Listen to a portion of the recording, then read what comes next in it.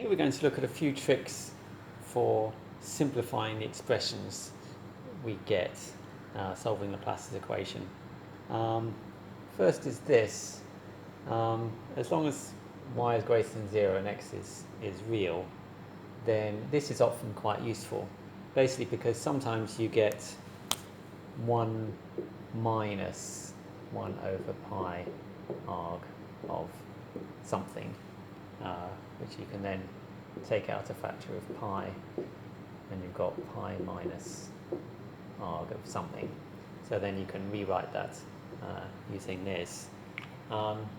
So why is that true? It's actually fairly easy to see.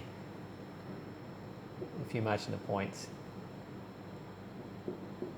xy, this angle phi is the argument of x plus iy.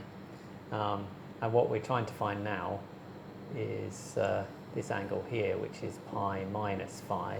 But what is pi minus phi? Well, that's the same as if I reflect this point in the y-axis. Then I've got minus xy. And it's this angle here, which is precisely the argument of minus x plus iy is the argument I want. Okay. The next trick needs to be used with caution. It's something we've seen before. If you've got argument of z1 minus the argument of z2, then it's equal to the argument of z1 over z2. But we have to be careful because this is the principal argument. So this is not always true.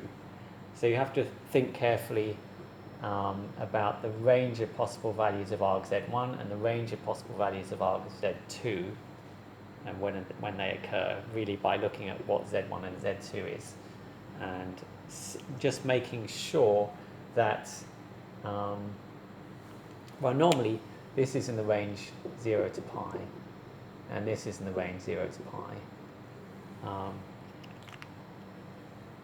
We expect our final answer should also be in the range 0 to pi.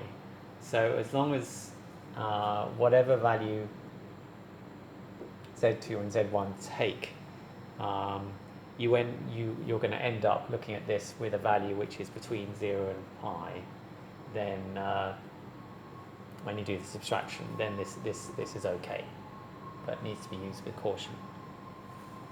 Then the final trick, which there's no problem with, is that, carrying on from this, that if you've got arg of alpha over beta, and these are two arbitrary complex numbers, then